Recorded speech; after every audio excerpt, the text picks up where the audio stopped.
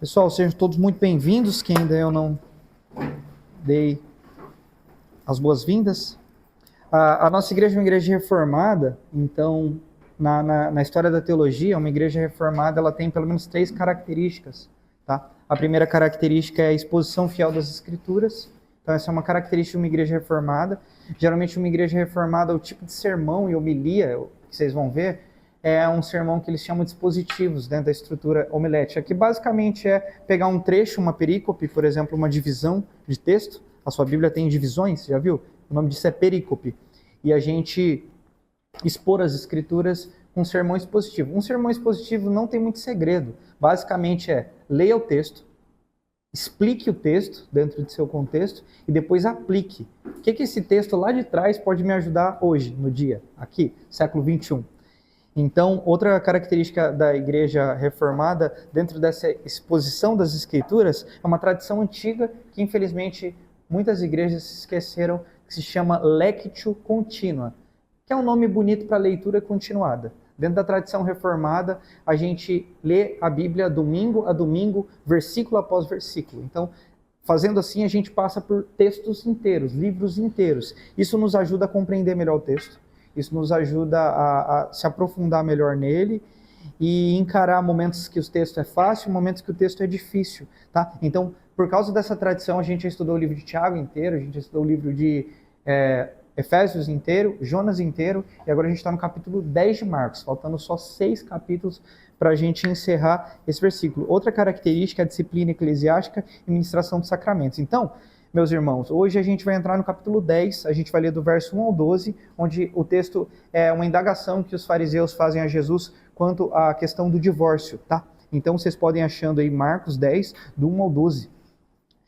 Como de costume, eu queria lembrar vocês de algumas coisas. Alguns textos da Bíblia, das Escrituras, eles não aceitam uma leitura apressada. Se a gente fizer isso, a gente não vai conseguir extrair dele aquilo que de fato ele quer nos ensinar. Eles exigem atenção, tempo, reverência, silêncio e uma disposição para permanecer ali, tentando cavucar naquele texto, entender algumas coisas. Esses textos, às vezes, eles devem ser lidos de forma orante, com a alma mesmo, no sentido de você lendo ali e orando, pedindo para Deus te ajudar a entender aquelas palavras, a profundidade delas. E nessa manhã, com o auxílio do Senhor, a gente vai encarar juntos uma parte muito difícil das Escrituras, que é um problema que percorre a sociedade durante muitos anos. Então eu peço que vocês, de fato, orem por mim, para que com a ajuda do Espírito Santo, eu consiga explicar esse texto da forma clara, tá? Então, é isso, meus irmãos. Vamos ler do verso 1 ao 12? O texto diz bem assim: Então, Jesus saiu dali e foi para uma região da Judéia, para o outro lado do Jordão. Novamente uma multidão veio até ele, e segundo o seu costume, ele ensinava essas pessoas. Alguns fariseus se aproximaram dele para colocá-lo à prova, perguntando: é permitido ao homem se divorciar de sua mulher? Jesus responde: o que Moisés ordenou vocês? Eles respondem: Moisés permitiu escrever a certidão de divórcio e mandá-la embora. Jesus, porém, respondeu: Moisés escreveu essa lei por causa da dureza do coração de vocês. Mas no princípio da criação, Deus fez o homem e a mulher. E por essa razão, o homem deixará o seu pai e sua mãe e unirá a uma mulher, e os dois se tornarão uma só carne. Assim, já não são mais dois, e sim uma só carne. Portanto, que ninguém separe aquilo que Deus uniu. Quando ele estava em casa novamente, já um pouco depois, os discípulos voltaram a interrogar Jesus sobre o mesmo assunto. E ele respondeu: aquele que se divorciar da sua mulher e se casar com outra mulher, comete adultério com ela.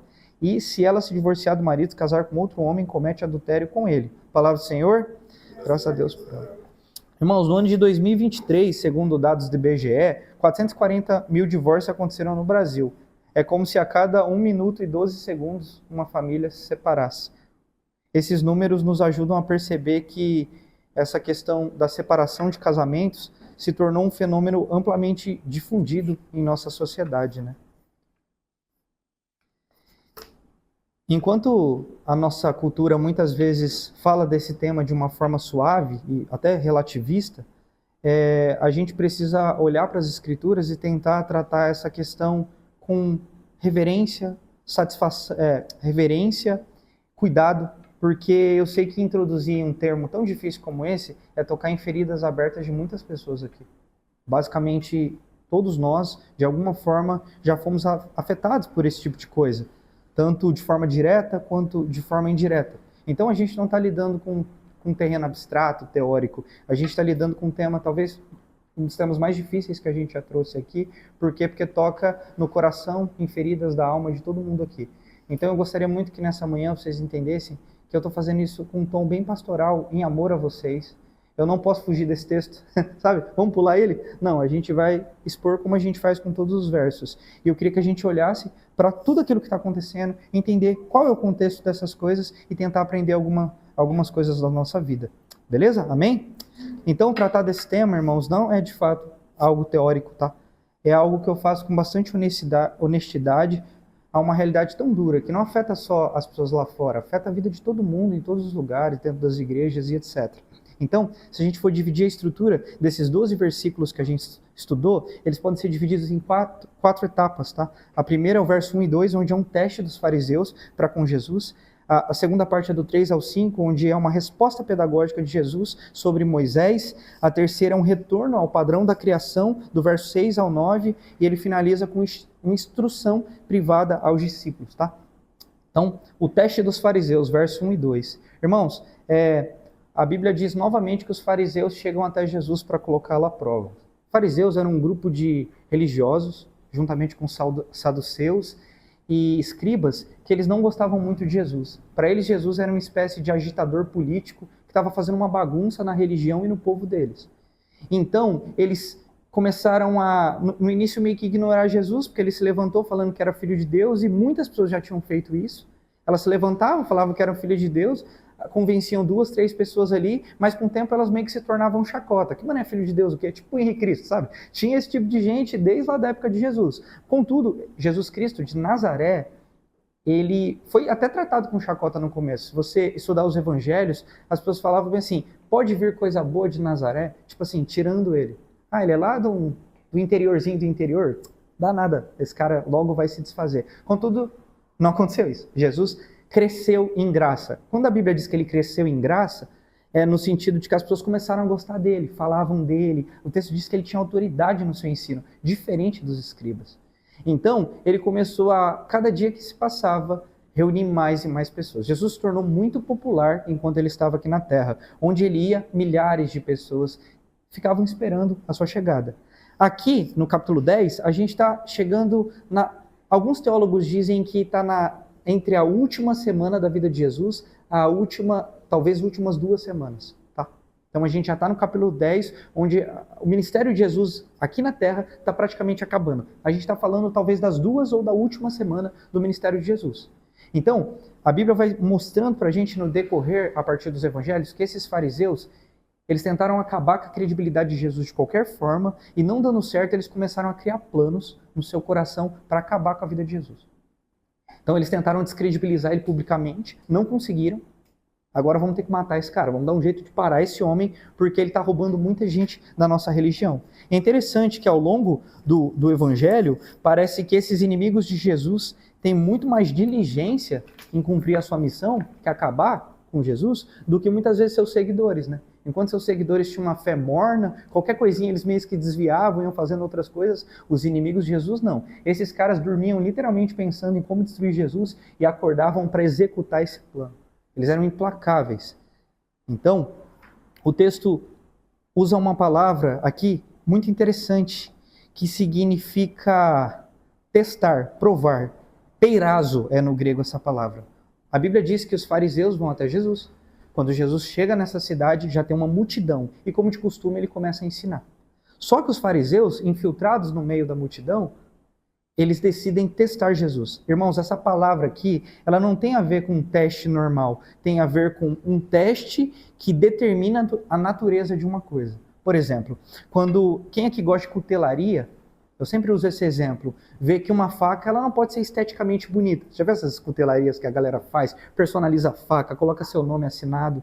Uma faca de cutelaria, para ela ser perfeita, ou seja, completa, ela não precisa só ser bonita, ela tem que ser funcional. E uma das coisas que são feitas depois de deixar a sua faca bonita é testar se aquele metal vai se quebrar, vai acontecer alguma coisa.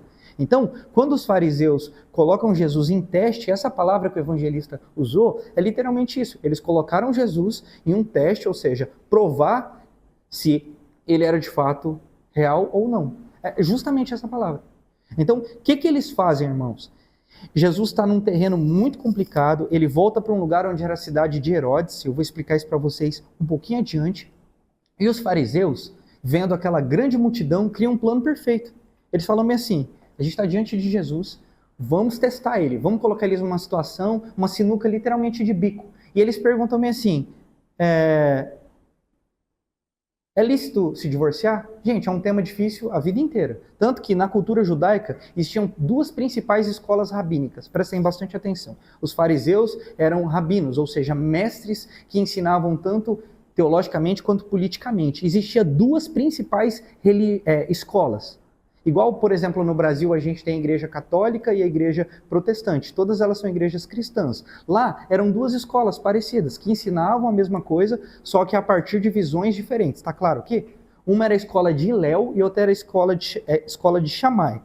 A escola de Hillel, ela era considerada como uma escola mais permissiva, mais tipo liberal, assim. Tanto que no Mishnah, que é um dos livros que eles usavam de ensino, eles diziam que você podia se divorciar praticamente por qualquer coisa, inclusive por motivos bobos. No Mishnah deles, capítulo 9, verso 10, está dizendo que sua mulher queimasse comida e se não gostasse, você podia falar, vai embora, não quero mais você.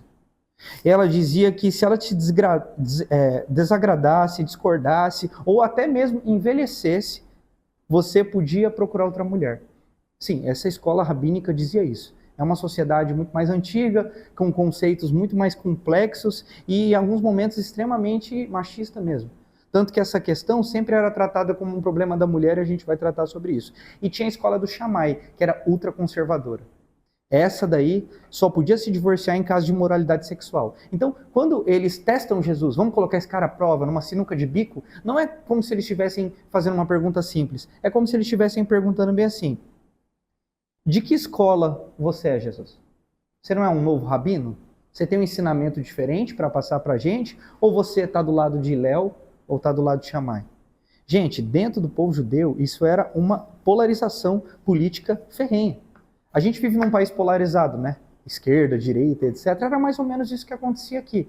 Lógico que em outras categorias, tá, irmãos? Eles estavam tentando criar um problema com Jesus. Por quê? Qualquer resposta que Jesus desse ali, ele ia dividir. Porque tinha um povo que era de um lado e um povo que era de outro. Ou seja, agora a gente pega esse cara. Porque assim, dependendo da resposta que ele dá, metade dessa multidão que está aqui já levanta e vai embora. Essa era a vontade desses caras. Tanto que o J.C. Riley, ele diz, um arcebispo anglicano, ele fala no seu livro Meditação sobre o Evangelho de Marcos, que eles não procuraram Jesus para adorá-lo, não procuraram Jesus para ouvir o seu ensinamento. Eles procuraram Jesus para colocar ele em uma controvérsia, a fim de descredibilizá-lo diante do povo. O segundo ponto dessa tática ardilosa desses caras em colocar Jesus numa sinuca de bico foi o território onde isso aconteceu. Talvez no texto de vocês aí estava escrito que ele estava numa região chamada Pérea, né? Vocês sabem onde é Pérea? É o território onde Herodes Antipas vivia. Sabe quem é Herodes? É aquele cara que largou a sua mulher para casar com a mulher do seu irmão, e João Batista, primo de Jesus, denunciou, falando isso é errado. E sabe o que aconteceu com João Batista? Herodes mandou matar ele. Ou seja, João Calvino, em seu comentário de Marcos, assim como vários outros teólogos, dizem que eles foram muito ardilosos mesmo. Eles queriam colocar Jesus numa situação onde, se ele falasse, é isso, ia acabar igual o primo dele morto. Ou se ele falasse, não, não é isso, ele ia ser contra Moisés. Então, realmente foi uma situação onde eles tentaram colocar Jesus em uma situação extremamente intrigante. Dependendo da resposta de Jesus, era um plano perfeito para acabar com a vida dele. Só que Jesus faz uma coisa que somente alguém que, de fato, com a santa providência, com a sabedoria divina pode fazer. Ele responde de uma forma muito interessante. A Bíblia diz que Jesus, por ser Deus, ele conhecia o coração das pessoas. Então, em muitos momentos onde os fariseus vão para atacá-lo, ele, por conhecer o coração deles, já tinha uma resposta. A resposta de Jesus aqui é muito interessante. Ser fariseu significava ser um mestre da lei, significava ter passado por uma instrução teológica, filosófica, nas melhores escolas da sua época. O que Jesus diz para eles? Você não é o mestre da lei? O que a lei diz? O que Moisés mandou para vocês?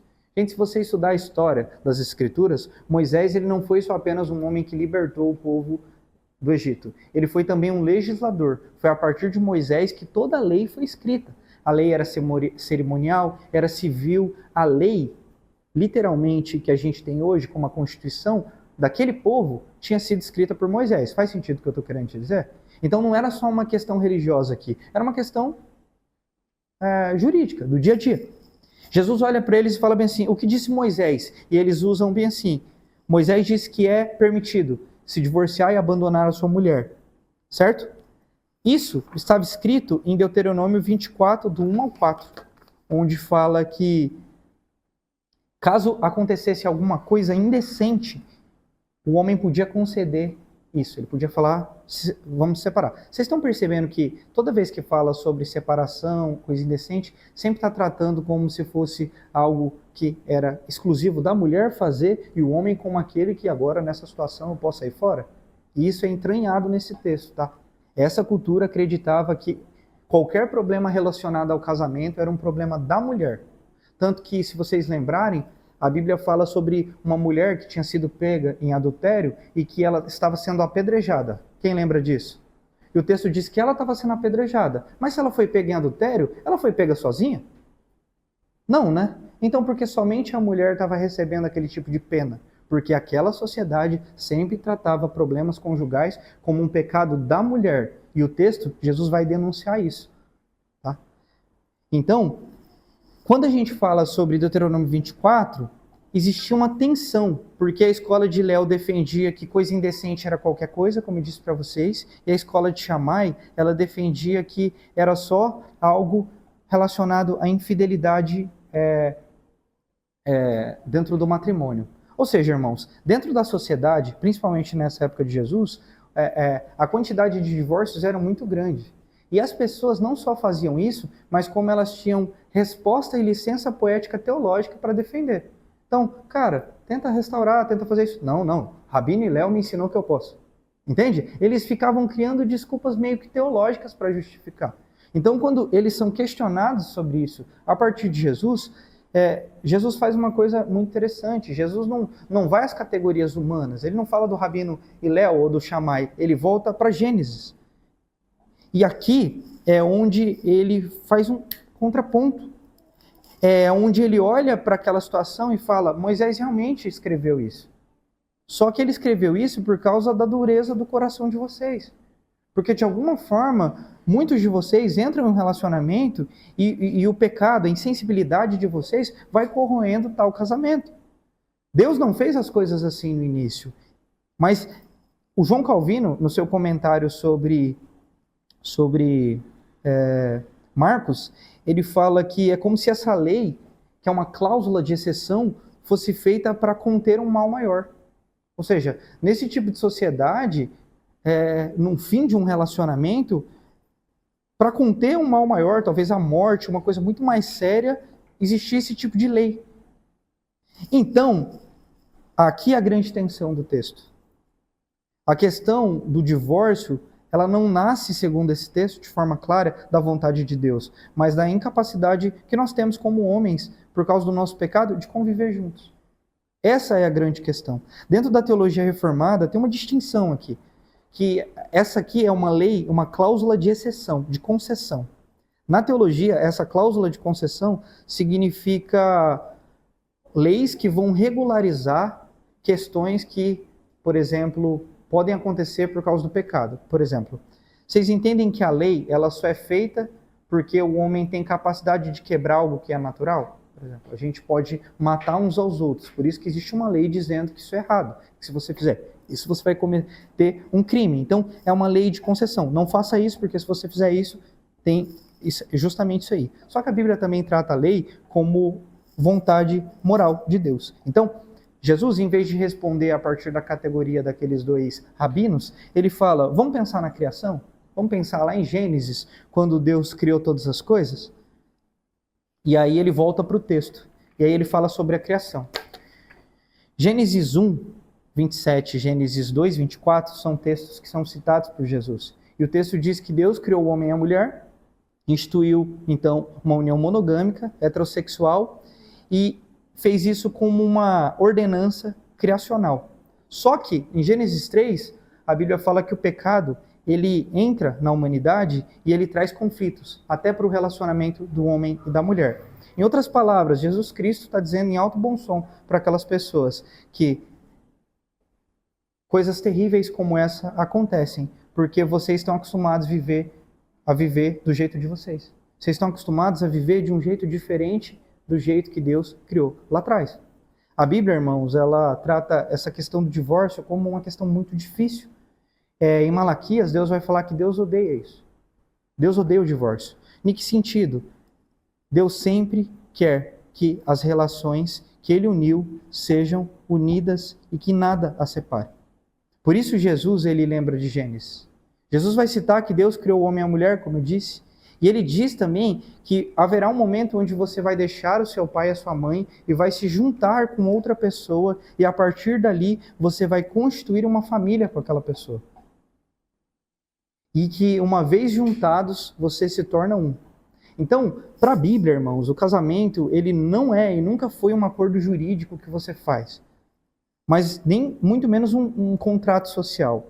O casamento sempre foi um pacto. Um mandato que Deus fez. E a forma com que Deus cola isso é dizendo que aquilo que o homem juntou, ninguém pode separar. Esse é a grande tensão. O casamento, em sua essência, não é uma coisa que duas pessoas podem fazer sozinhas. É algo que Deus faz por meio dessas pessoas e na vida dessas pessoas. Então, não é um vínculo que a gente cria porque se apaixonou por alguém. É um vínculo que Deus estabelece antes. Por isso que o texto é tão duro e na história das Escrituras a palavra de Deus é tão dura com essa separação. Porque Deus institui o relacionamento e Deus quer que ele permaneça como ele foi instituído.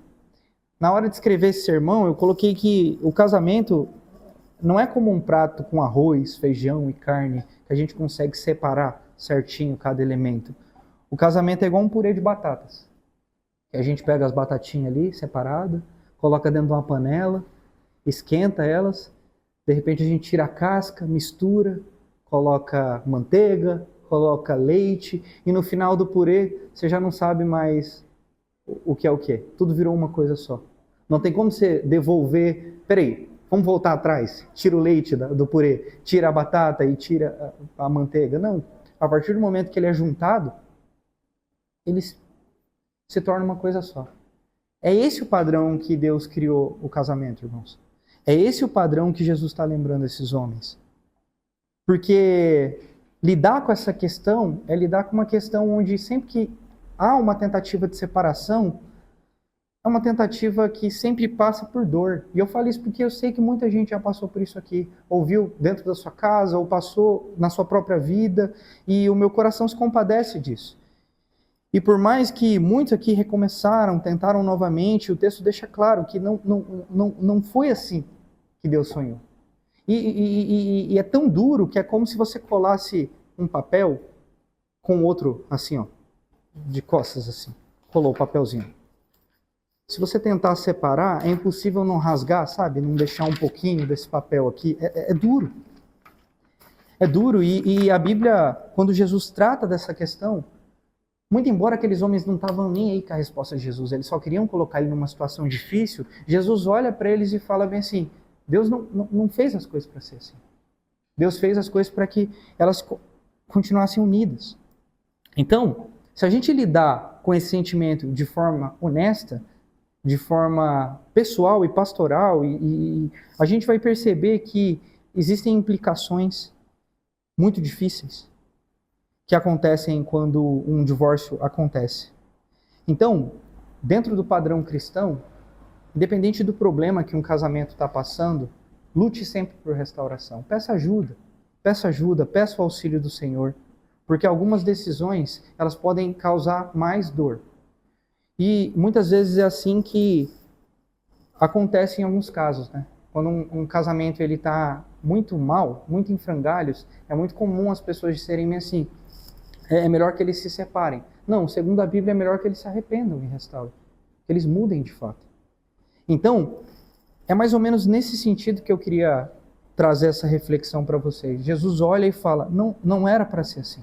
Contudo, irmãos, a Bíblia, por causa do nosso pecado, ela de fato tem algumas cláusulas de exceção. Este caso aqui é claro, com relação à infidelidade conjugal mesmo. A Bíblia deixa claro que se isso acontecer, a pessoa está livre para casar novamente. E também, obviamente, em caso de morte, né?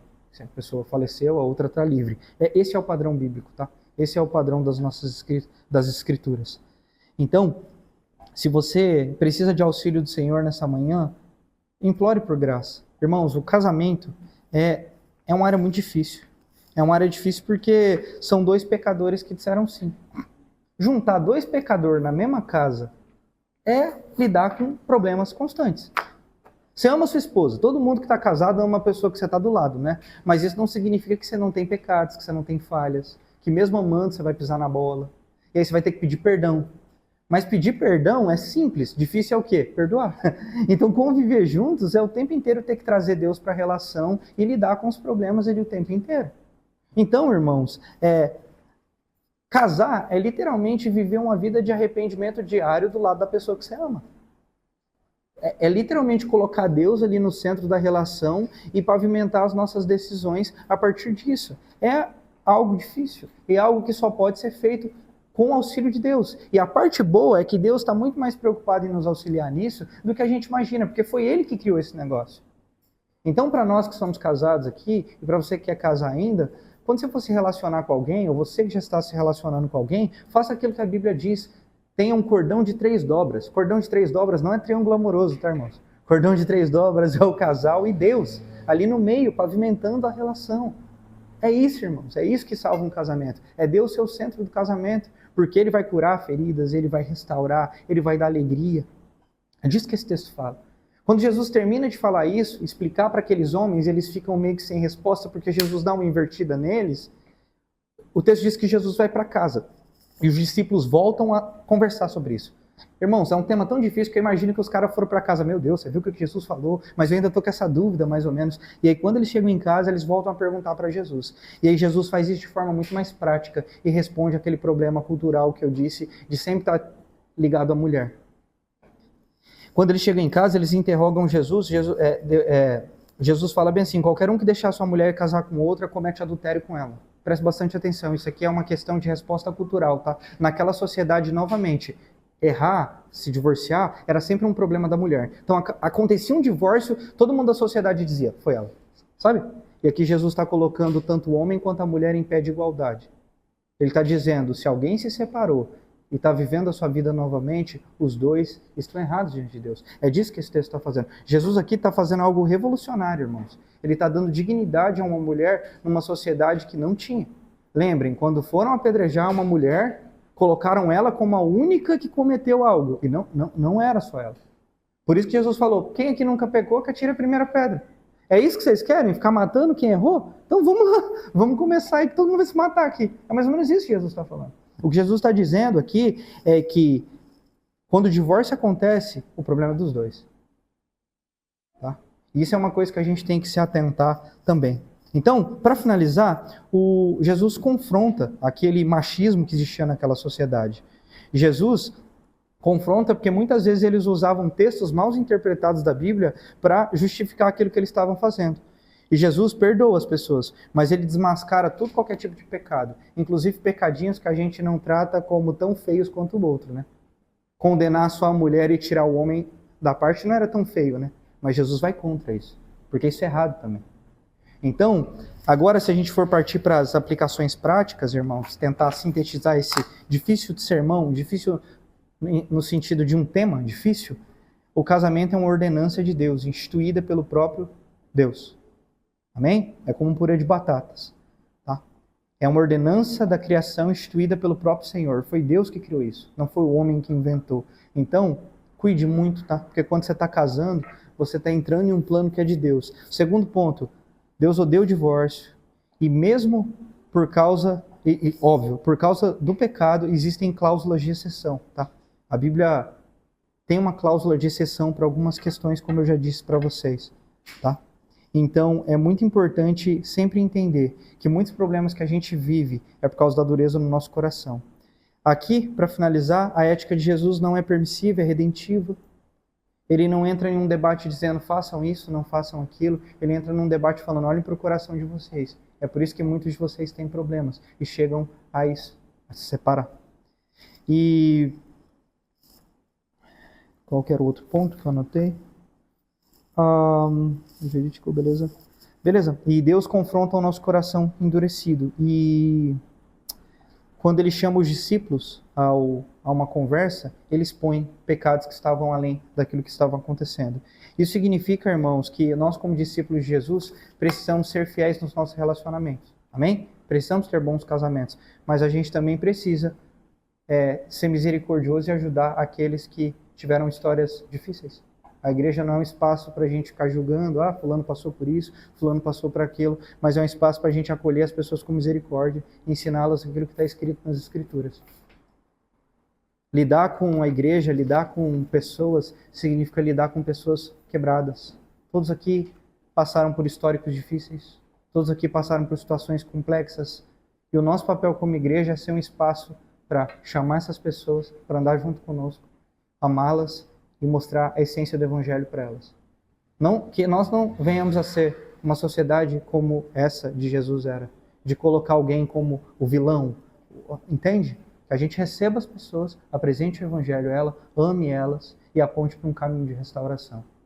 Jesus foi duro com esse tema, mas foi duro com todas as implicações que eles tinham.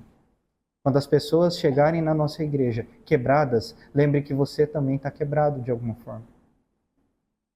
Às vezes a gente entra na igreja, fica bonzinho, né? Aprende a falar como crente e esquece como a gente chegou. Todo mundo aqui chegou igual, irmãos, quebrados, precisando de Deus. Então, a mesma mão que nos auxiliou a levantar, hoje Deus tem que usar as nossas para auxiliar as pessoas nas situações que elas passaram. Esse é um tema difícil porque toca áreas complexas na nossa vida, mas não é um tema que foge da vontade de Deus. Deus criou isso de uma forma. Aqueles que estão aqui e são casados, que Deus auxilie vocês, que vocês sempre olhem para as Escrituras e peçam auxílio do Senhor. Aqueles que vão casar, pensem bem. Casar significa fazer parte de algo que Deus instituiu, e isso tem muitas responsabilidades. Quando você casar aqui, homem, preste bastante atenção. Deus está dando uma filha dele para você cuidar. Isso é muito sério. Sabe quando a gente vai casar, que tem aquela parada simbólica bonita do pai levar a filha até o marido? E tipo assim, agora é você que tem que cuidar dela? Quando você está casando, você está pegando uma filha de Deus. Ele está te entregando uma mulher para você cuidar, amar, como Cristo amou a igreja. Então tome muito cuidado, tá? Homens aqui. Tome muito cuidado. Mulheres também têm implicações para vocês, da mesma forma. Então que Deus nos ajude. Vocês que são solteiros, orem bastante. Escolham bem, escolham bem. Eu conheço muitos casais que dariam um braço para estar no seu lugar, porque tomaram decisões muito ruins e sofrem diariamente. Então tome muito cuidado. Talvez o casamento seja a decisão mais importante que você vai tomar aqui na Terra. Então escolha uma pessoa que ame a Jesus, que ame mais Jesus do que você. Porque eu tenho certeza que alguém que ama mais Jesus do que o cônjuge vai amar o cônjuge da forma mais perfeita que existe. Porque o filtro, o óculos que ele olha é os olhos de Jesus. Então que Deus nos ajude, irmãos. Que Deus nos ajude e que a gente olhe para esse texto não com uma condenação pensando em alguém, mas pensando em nós mesmos. Se eu estou firme, se meu casamento está bem, é graça de Deus. Eu preciso dele. E aqueles que passaram por isso, existe vida após o divórcio. Deus restaura, Deus ama. Eu já vi Deus fazer coisas incríveis na vida de outras pessoas. E nosso papel como igreja é te auxiliar, te ajudar, tá bom? E eu acho que é isso. É um sermão difícil, que Deus nos ajude a refletir sobre todas essas questões e sempre fazer um autoexame. Não é para ficar pensando numa amiga ou na minha amiga. É para olhar para a minha vida e falar, Deus, nos ajude. Porque sem o Senhor é difícil, irmão. Sem o Senhor é quase que impossível. Nosso coração é duro, nós somos maus, somos egoístas, muitas vezes tardios em perdoar. apressados em falar, inclusive falar o que não deve. Então que Deus ajude os nossos relacionamentos aqui. Amém?